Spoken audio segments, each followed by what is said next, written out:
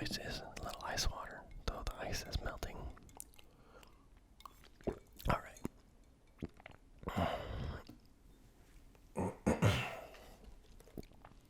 So, we're going to be reading The Land Darkened by Tony Urban and Drew Strickland. This guy is super handsome. It's a post-apocalyptic thriller. Oh, it's also part of book one of Cannibal Country. I hope you enjoy. Oh, and the link to the book, if you're interested, is down below. Alright, let's read the back. A desperate family, ruthless criminals, bloodthirsty cannibals, and a glimmer of hope in a land darkened. Despite all odds, Wyatt and his family survived nuclear winter, but with food supplies exhausted and vicious attacks on their home, they're left with no choice. It's time to leave Maine and seek out a life with a future. Sticking together was supposed to keep them safe, but Cannibal Country earned its name for a reason, and the reality of life on the road is worse than they ever imagined.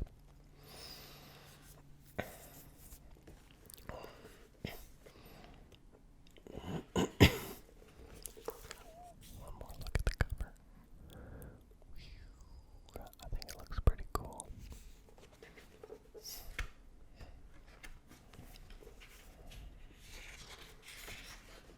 Alright. Ye who hate the good and love the evil, who pluck off their skin from them, and their flesh from off their bones, who also eat the flesh of my people, and flay their skin off them, and they break their bones and chop them in pieces, as for the pot, and as flesh within the cauldron. Micah 3:2-3. Chapter 1.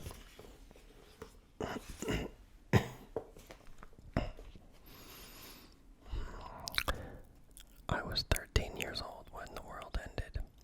Now what the hell am I supposed to write? Wyatt stared down at the moleskin journal, hoping more words would come. It was easy for him to make up stories, gory thrillers about superheroes or zombies. Heroic tales where brave people save the world, but that was fiction. Reality was hard. Reality was pain and loss and hunger and hopelessness. So much had happened in the last 5 years since the world changed forever. But what made his story worth writing about? Wyatt struggled to find any point. His previous life, that of a teenager without a care in the world, seemed insignificant and naive at best, selfish at worst. Back then, his biggest concern was hanging out with his buddies and trying to pick the lock to his parents' liquor cabinet with a safety pin, or teaming up with Cliff Barbin to try to cajole the Ewing twins into going to the quarry for makeout sessions. Wyatt smiled at the thought. 5 years wasn't that long in theory, but these 5 years were an entire lifetime that made everything that had come before seem like a fairy tale. Ever since he'd watched the news reports of bombs exploding and people dying by the millions in the cities, his old life had ceased to matter. He pinched the pen hard between his fingers and stared at the almost blank page. Where should he even start? His point of view of the United States crumbling from middle of nowhere Maine was hilariously detached from the reality, the terror that the people who'd actually lived through it or died in it must have experienced.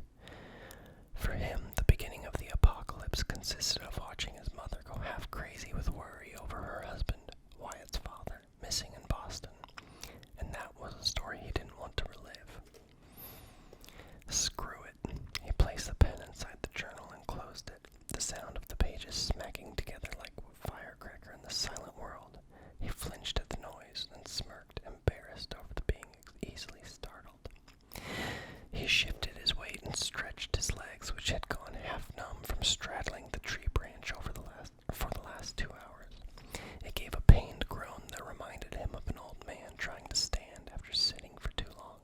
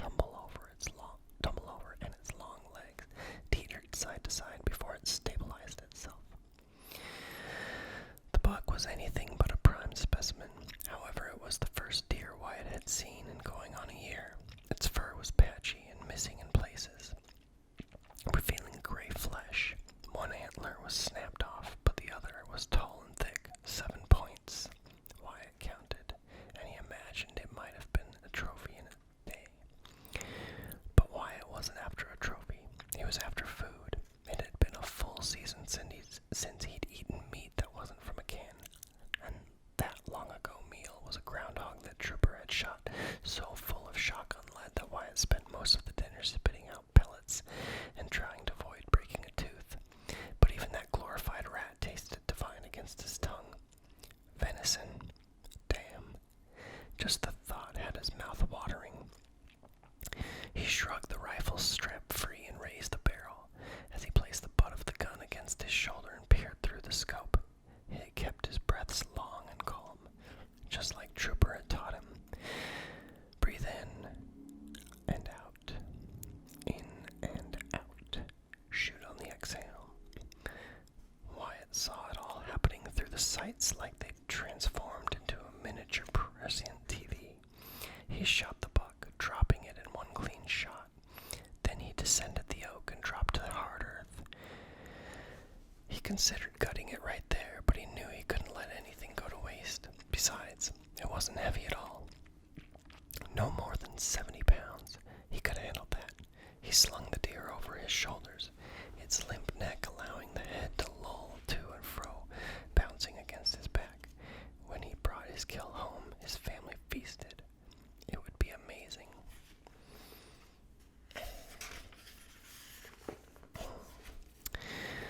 Wyatt curled his finger around the cold trigger of the Marlin rifle and squeezed.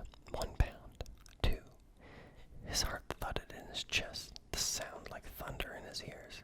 3 pounds of pull, over halfway there. The buck's head snapped sideways, its dull eyes coming alert and aware. It stood, poised to flee, and Wyatt wasn't sure it smelled him. And then he saw the second deer. This one had no antlers and was skinny and fat at the same time. Wyatt realized the doe was pregnant. His finger froze on the trigger, unsure how to handle this development. The rational part of his brain knew the choice was easy. Shoot the buck, bring home food, be a hero.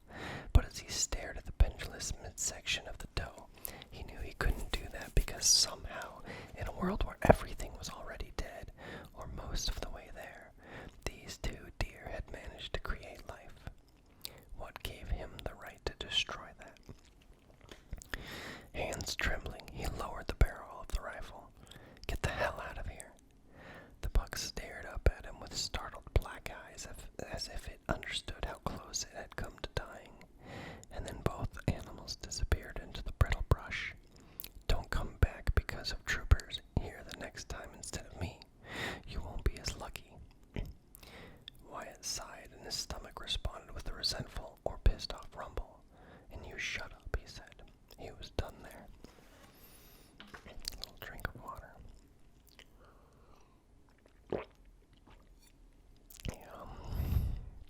I think my lights are a little bright. What are you gonna do? Chapter 2. Barbara's stomach made no growling noises.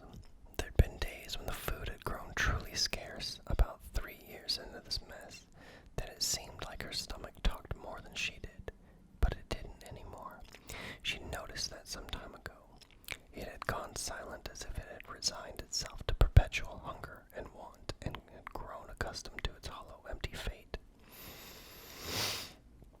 How long has it been since we had a good meal, she wondered. Good meal.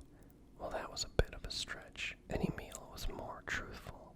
On the fleeting occasions where she allowed herself to think about what used to make a good meal, like Thanksgiving with turkey and so many sides that filled a dining room table that could seat 12, she struggled to believe that such opulence, such gluttony, was ever a real thing. That life seemed as fanciful as the stories she had read when she was even younger than her boys. It used to be so easy. Want a hamburger, steak, even a whole damn chicken. You could get anything you desired by driving 5 minutes. Hell, you could order food via an app on your cell phone and have it brought to your house, and didn't even have to tip the driver unless you were feeling generous. What would she give someone for real food now? What wouldn't she give might be a better question. She didn't want to allow herself to consider how far she'd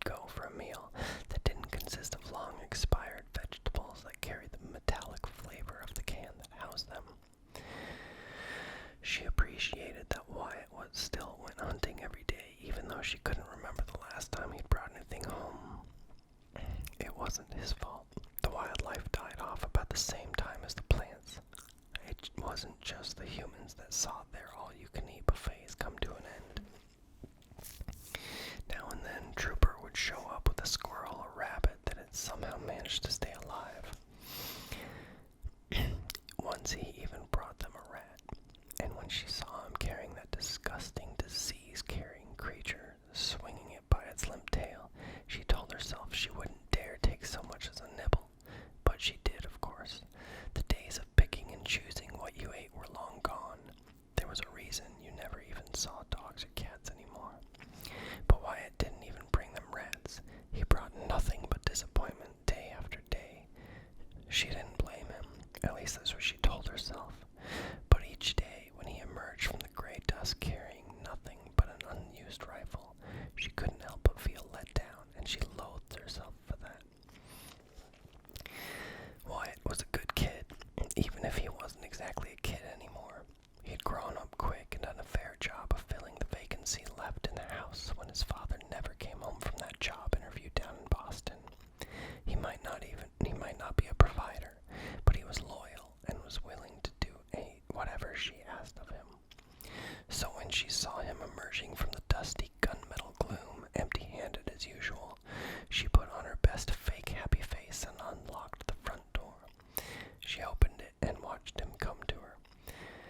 "I'm sorry," she held up a hand, shushing him before he could finish. "Not another word about it. You try, and that's all I can ask. And there's always next time."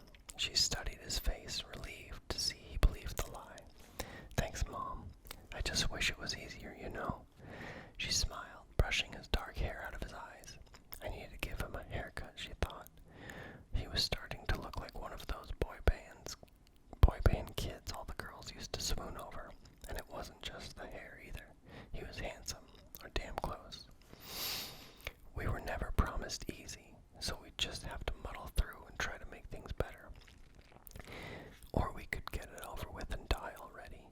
Barbara slapped his mouth, her false smile replaced by pinched lips, from which deep wrinkles trailed out like roads on a map. Smoker's lines, her mother had always called them, usually when trying to get her to give up the nasty habit, but she hadn't. "Listen to me, Wyatt. You can be sad, you can be depressed, you can be angry, but you can't quit. I won't stand for that. Do you understand me?" Wyatt rubbed his mouth where her wedding band had left behind a pink welt and nodded. His eyes welled with tears. "I'm sorry, Mom." "I'm sorry too," she said, and wrapped her arms around him. She couldn't recall more than a handful of times she'd spanked or slapped her boys when they were growing up.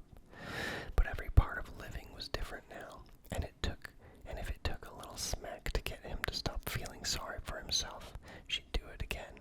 It was her job to hold everyone together. "Come, I've got a present for you." She turned and moved into the house. "A present? God, Wyatt, I know they're not going to award me one of the world's best mom trophies, but I didn't forget your birthday." She passed him a small bottle of tequila, the miniature type they overcharged for in hotels. She'd come across it a few months ago when they were scavenging houses in Rosemont. At the time, she was tempted to drink it straight down, but she wouldn't allow herself the pleasure. Besides, she preferred gin. She'd kept it as a backup, in case her own stash ran too low, but it hadn't, and now she could pass it on. "Tequila?" Wyatt asked. "My mom's giving me tequila." He glanced around the otherwise empty room as if expecting Ellen Funt to pop out and announce that he was on candid camera. Not that her son would know who Ellen Funt was. "You're a man now, even if I'm loath to admit it, and a man is entitled to drink on his birthday." Wyatt laughed. It was deep and rhythmic and reminded her of her husband. "Thank you, I guess." "That's not all." She pulled a small strip of beef jerky from her pocket and handed it to him. She'd found that foraging too, actually, 5 times as much, but this was all that remained. A dappled spattering of mold covered it, but she scraped that off and didn't see any point in sharing that nugget of information now. "No, Mom, I can't. I don't deserve this." His expression was almost pained, and she wondered if she was too hard on him, put too much pressure on him. "You do, and if you don't eat it this very moment, I'll throw it in the yard for the bugs. Wyatt shook his head and bit a piece off.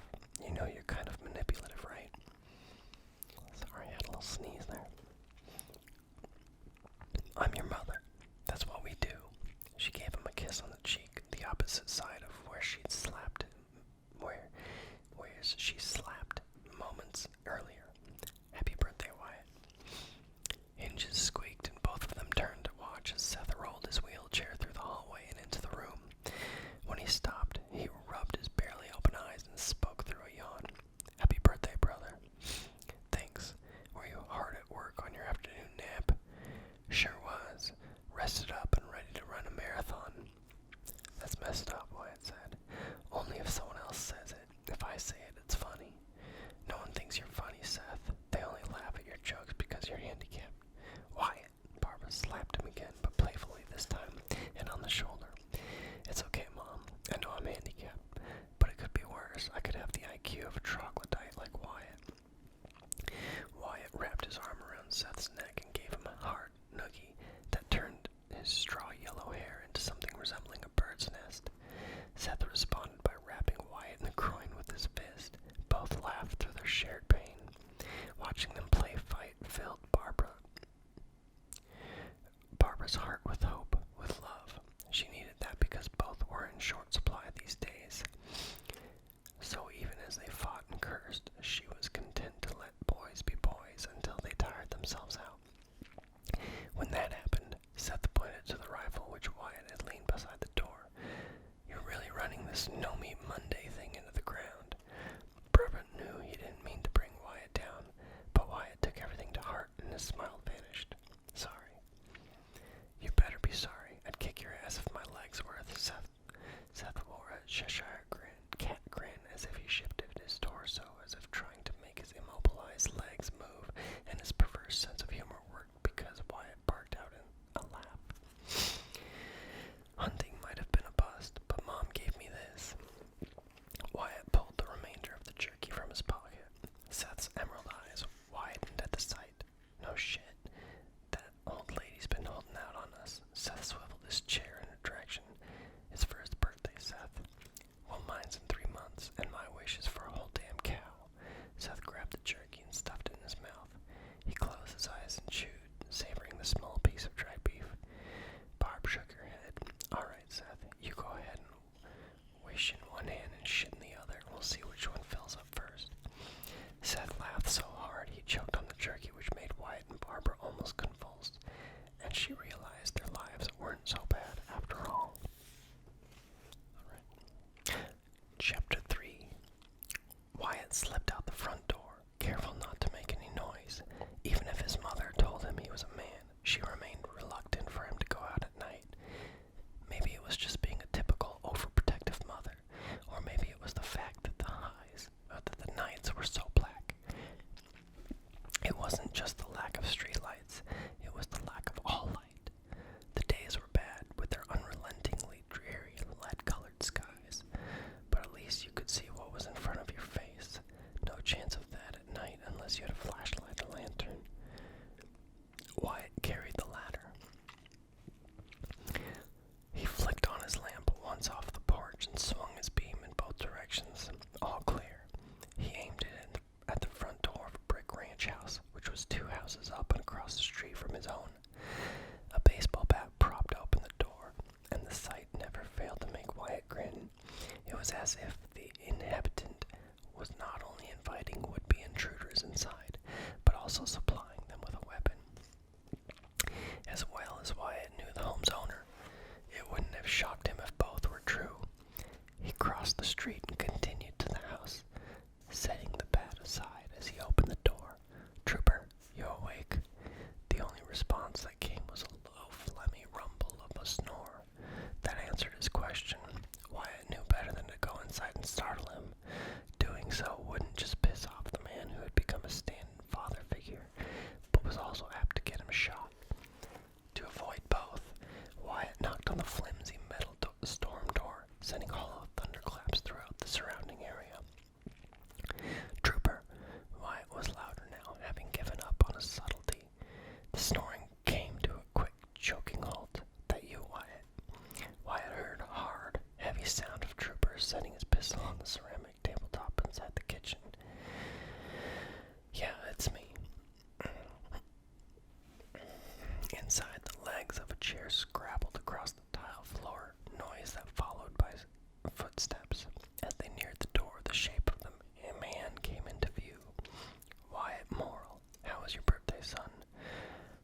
considered the query. Aside from the bad start with the deer, it wasn't too awful. I guess I can't complain. That's good, 'cause I ain't up for listening if you wanted to. The light hit Trooper's weathered face, which, despite the illumination, was nearly as black as the night. Deep crevices crisscrossed his sable skin, and the only bright spots were his white hair, teeth, and eyes. Those eyes narrowed, and the man raised his hand and pushed the lantern up to the side. Get that out of my face. Now I won't be able to see right for half an hour, you little bastard. Trooper could be a cantankerous old fart, and his down east accent got even thicker when he'd been drinking or was angry, and it never failed to make Wyatt smile. Sorry. You sure are. He glanced back into the house. Hold up a second. I got something for you. You already gave me that journal. Well, I got you something else. Wyatt watched Trooper disappear into the house, moving out of range of the lamp. With the man gone, Wyatt took the chance to be nosy and light up the dwelling. Trooper had been a constant in his life since even before the bombs went off, but the man had never allowed him inside his home. What he saw was clutter. He wouldn't call Trooper a major league hoarder, but he was clearly AA stacks of canned goods, 5 feet high, lined 2 of the walls. Rifles, shotguns, and knives covered the couch. What looked like 100 gallons of jugs of water filled the corner, and there must have been 20 cases of toilet paper. Wyatt wondered if the man had always been this well prepared, or if such preparations and precautions had come as an after effect of the attacks. He only recalled snippets about Trooper from before. In addition to being his neighbor, the man was a retired state police officer, one who often chased Wyatt and the other neighborhood kids off his lawn. Trooper reemerged from the recesses of the house, and Wyatt spun away the light. Neither of them acknowledged the snooping. The old man held 2 cans of beer in one hand, thought this was appropriate considering the occasion. He passed one to Wyatt, who accepted even though it shocked him. The thought of drinking the warm beer made him feel a little sick, or maybe that was the lingering buzz of the tequila. But he didn't want to be rude, so he popped the top. Trooper did the same and then raised his own beverage for a toast. To my friend Wyatt, happy birthday. Wyatt touched his can to Trooper's. You know I'm underage, right? I feel like this might be a sting. Trooper laughed, a joyful but raspy and unhealthy sound that didn't put Wyatt in a celebratory mood. I'm retired going on 20 years. Even if I wasn't, I ain't never busted a boy for something as petty as a beer, long as he wasn't driving after. Trooper took a long drink, so long Wyatt suspected his can was empty or damn close. By the time he finished, Wyatt didn't want to be rude and took a sip of his own. It tasted like lukewarm piss, and he fought not to grimace.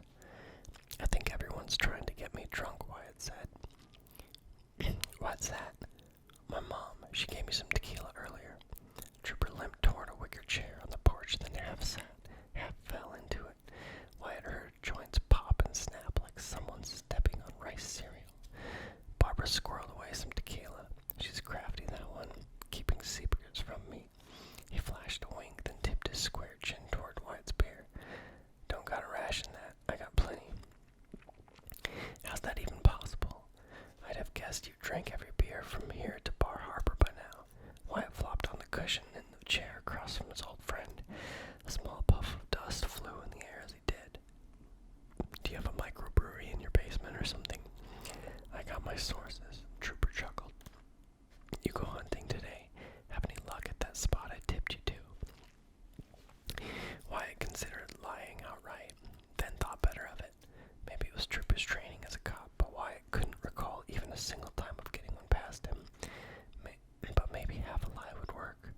I saw a buck, but he made me before I could get off a shot. He could feel Trooper examining him, and he knew Trooper had seen through the untruth. Well, better luck next time, I suppose. Yeah, Wyatt knew there wouldn't be a next time. After he descended the tree, he emptied his bladder onto the tree and surrounding brush, hoping the scent would send the buck and doe somewhere else.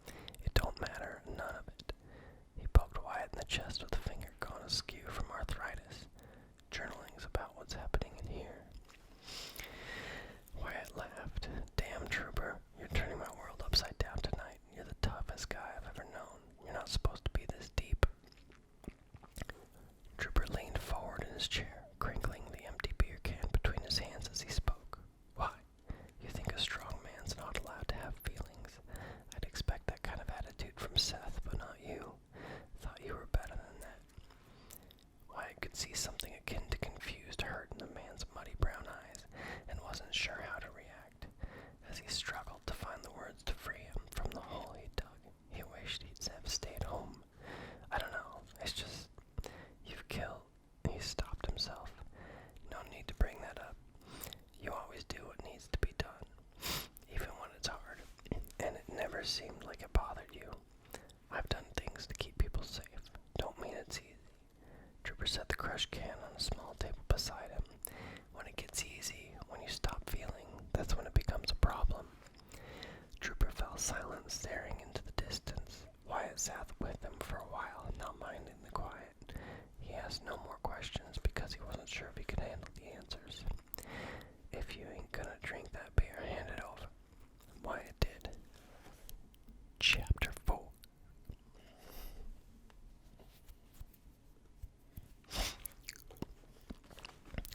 A cracking noise woke Seth from what had been an especially deep and restful sleep. Earlier, Wyatt had given him half a shot of tequila, and while it wasn't the first alcohol he consumed in his 15 years on the planet, he was still a featherweight. As he sat upright in bed, his head felt on the verge of floating off his body, and he wasn't sure there'd even been a noise at all until there came another. It was definitely a crack, not a creak. A creak would mean someone was being careful. Maybe Wyatt creeping to the bathroom and trying not to wake the others. A crack, especially one this loud, not only meant someone else was around, but that they didn't give a shit if you knew. Hell, maybe they even wanted you to know. Seth grabbed hold of his limp legs and pushed them over the side of the bed before reaching for his wheelchair and rolling it his way. With a grunt, he lifted himself up and over, plopping down into the chair, a move that resulted in a second grunt.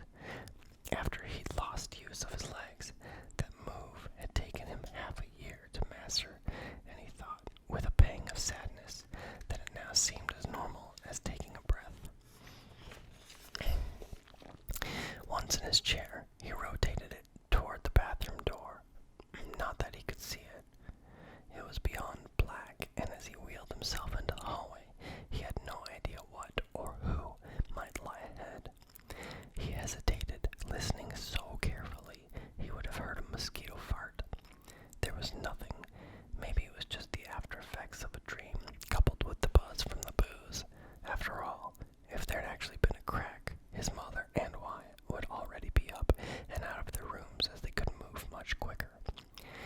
Even though he was well on his way to convincing himself this was a made-up danger, he'd gone to the trouble of getting into the chair and figured he may as well give the house a once-over. The front door was closed and the deadbolt still in place. No one had kicked it in. No broken glass littered the hardwood floor. He wheeled himself to the bay window that looked into the yard and saw more black and nothing. Note to self, don't tell Wyatt about this or I'll make you stay sober for the rest of your life. Seth chuckled an embarrassed, soft sound that barely slipped free of his lips. A cool breeze caressed the back of his neck and he shivered. It reminded him of the cold hand of an old person suffering from poor circulation. That visual made him shiver again. He didn't fear ghosts. There was already so much to fear. Who had the time for spirits? But at this hour, in this pitch blackness, the possibility was enough to raise goosebumps on his arm. Time to return to bed and slip under the covers where he could warm up. Why did it have to get cold so damn fast now?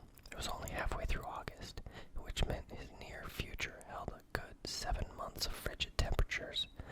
He wondered if he could spend the entire coming winter in bed and under blankets and figured it was worth a shot. Another wisp of wind fluttered his hair. That's when it registered with Seth that there shouldn't be a breeze inside the house. He slowly rotated his chair, not wanting to know what waited behind him. Like he was still a little kid and could make any potential bad shit go away by not looking, by not seeing, because if your eyes didn't face the reality of the situation, you could live happily in a world of denial.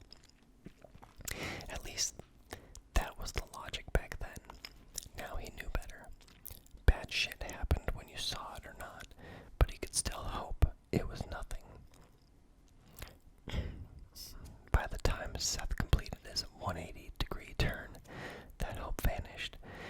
The kitchen door stood wide open, and beyond that he could see obsidian shadows skirting through the dark. Those shadows were people. Seth pumped his arms so fast he felt the muscles burn almost immediately as he wheeled himself through the living room and down the hallway which led to his mother and brother's room. As he faced the empty corridor, he didn't want to go to again look to the kitchen door, but he needed to. He needed to know if whoever he'd seen had abandoned the outdoors for his home. So he looked and saw a man. Then the man saw him. They stared at each other for what seemed like an hour, but was a second if that. The man stepped forward and raised his hand. He was holding something that, by its size and the way the man gripped it, could only be a gun. Seth screamed, "Wyatt!" We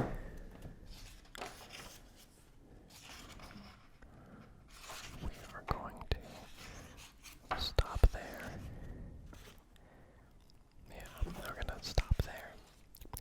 Getting parched.